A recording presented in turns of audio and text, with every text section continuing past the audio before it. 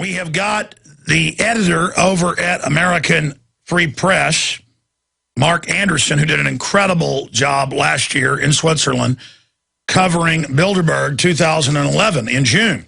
It's normally in early June, sometimes in late May. Coming up in about 25 minutes, he's going to ride shotgun with us. Jim Tucker is going to be popping in and joining us. Jim Tucker, author of the Bilderberg Diary, and, of course, one of the editors there at American Free Press. And we're going to be breaking all of that down. Mark Anderson, again, has just done an exemplary job when it comes to exposing Bilderberg as well. And more as Jim gets older, the torch is getting passed to Mark Anderson. And this is important because Jim Tucker has been shot at covering Bilderberg in Europe, in Portugal. He's been arrested, you name it. I've been detained, arrested, threatened, had people try to set us up, trying to cover it. This is a big deal, and he's the only person who has real Bilderberg Group contacts. He's able over and over again to tell you what's going to be announced months or years before with exact precision. And I know Mark more and more is segueing, taking the baton from Jim. Jim's still charging out, an amazing person. But Mark Anderson joins us to give us any intel on new developments. There's always the rumors that the globalists will rent a hotel they're not really going to use in another country. Then they'll get another one to divert people in the city, in the country they're going to be at. So here to break it down is Mark Anderson. Mark, thank you for coming on with us from AmericanFreePress.net. Thank you, Alex. Thanks for having me on. It's been a busy 24 hours. I've been poking around over in Chicago about the current thing, and that's, of course, the upcoming NATO meeting, which very well could tie into this. As Jim will tell you later, Bilderberg tends to operate in the shadows of other meetings because even these wealthy billionaires try to economize and have their Bilderberg meetings not too far away from where they have their other confab. So there's a lot of activity in the Midwest with the NATO summit upcoming in May, but they're having prelims right now. The Chicago Council on Global Affairs met last night, and Nicholas Burns, a former U.S. representative to NATO, spelled out some of the NATO agenda, although in very general, broad terms for public consumption. And they're even having a mini NATO summit as we speak at Chicago Water Tower Place right now. But they might also have it in Virginia because they moved the G8 that they were going to have with the NATO summit out of Chicago.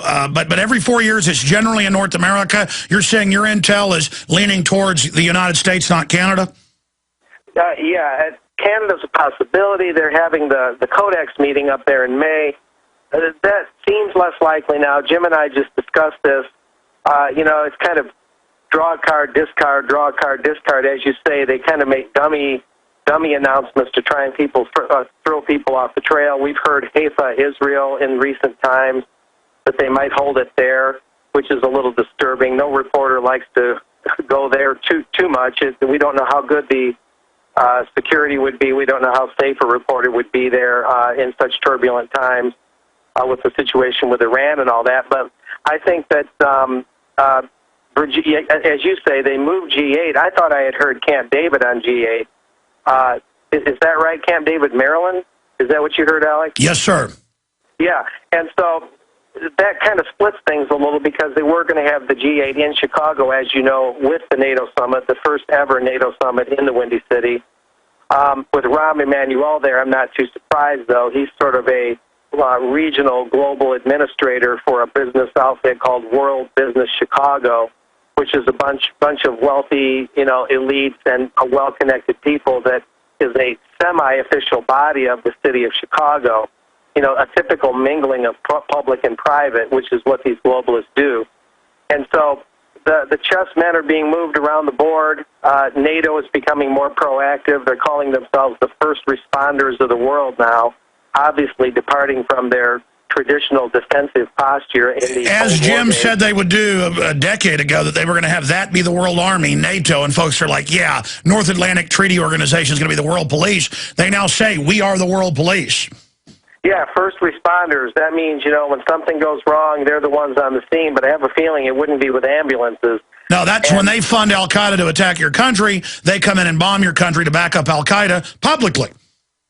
Yeah, who knows what insanity lurks in the hearts of men. But anyway, long story short, Jim can give you a little bit more in the follow-up to what I'm saying now, but I'm watching the Midwest, especially NATO, having a preliminary meeting right now at Chicago Water Tower Place.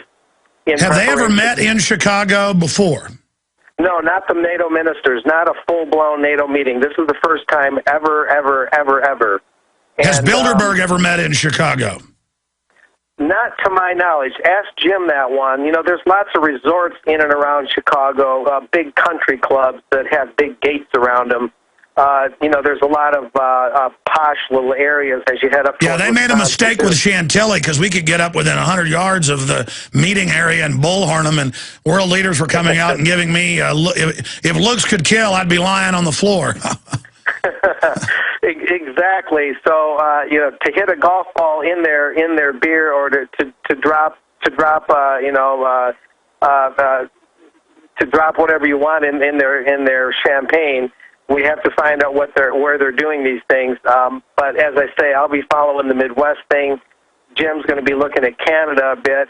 As you say, every 4 years they have a tendency to be in North America. Well, I know he looks, but a lot of years his source finally just tells him where it is. Bilderberg internally, as you know, just stating what's for the audience, they hold it from even the mid-level people till right before.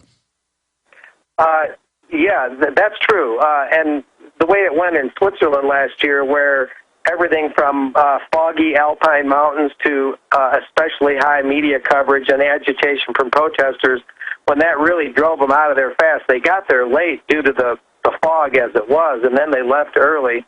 And then Dominique Beytig, that Swiss legislator, was demanding to get in. You remember all that. And they were really, they really got rushed out of there in a huff. And, who knows? They're probably, as I've said before, they're probably considering breaking this thing down into smaller meetings.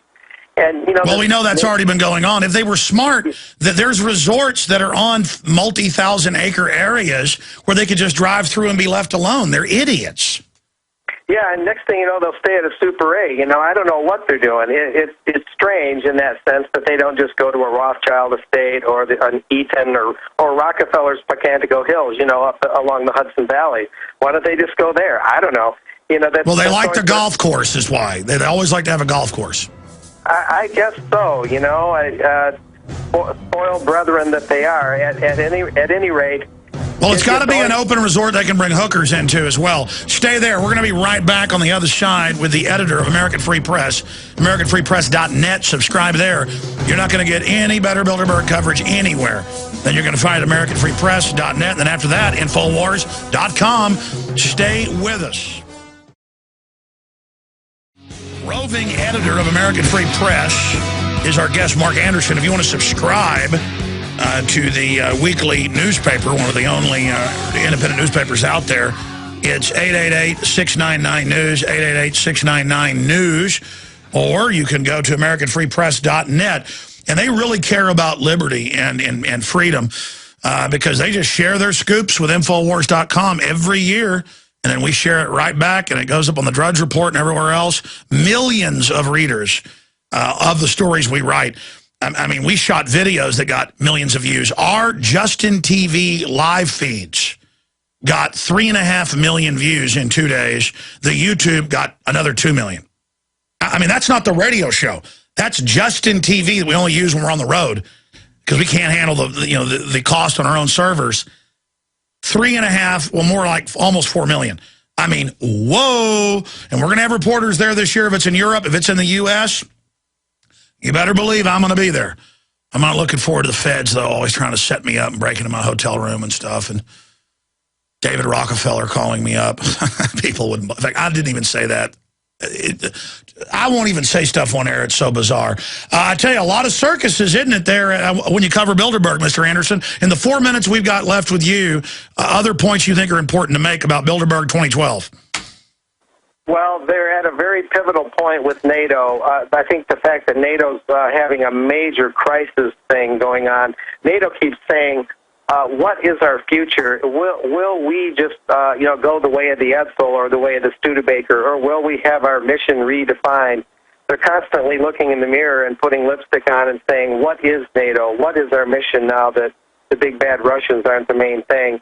And so I think a major thing is going to be to nail down NATO and get it the way they want it. I think they showed a lot of their arbitrary and brutal force in the attack on Libya, and showed what did H.G. Wells call it, the shape of things to come.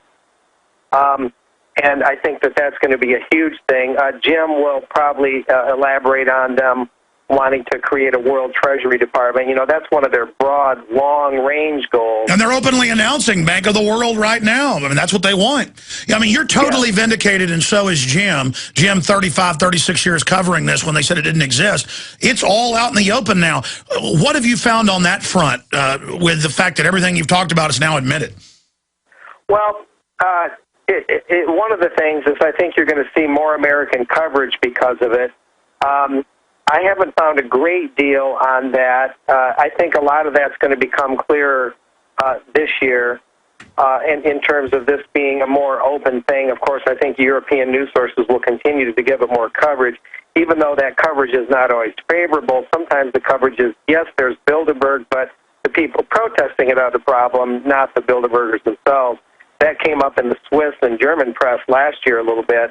And but NATO's restructuring, NATO wants Germany to pay much more of the bill.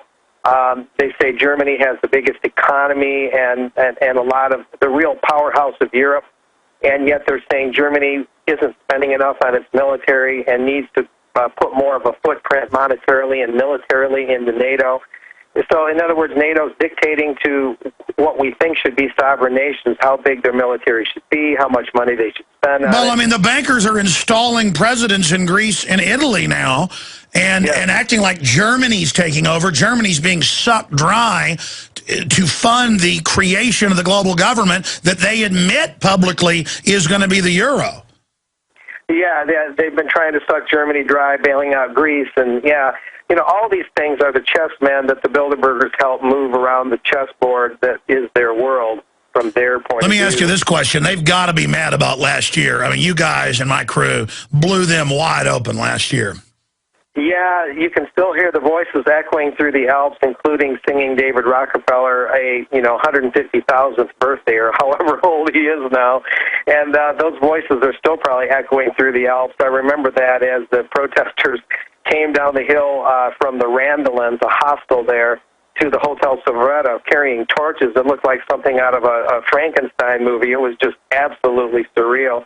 And saying David Rockefeller a happy birthday it's got to give us a humorous note. Yeah, it's got the double entendre or the double meaning, like it's friendly, but it's not. Yeah. Haven't you been here long enough? No offense, but it's time for you to leave now. Was sort of the underbelly. I think it speaks well for the Swiss that they gave the biggest response to Bilderberg ever of anybody else. It does. It was awkward to have a group like that in a country known for its storied independence. And that's what Dominique Batick was trying to say. If you're going to do this, what are you doing it here for? Well, look, we're going to have you on graciously. You're very gracious to come on with us as this develops. And from Bilderberg this year, I may be there. Mark Anderson, AmericanFreePress.net. Thank you so much for spending time with us. All right. Okay. You want to stay over with Jim, or you need to go? I'll give you 5 more minutes. Okay. We're on the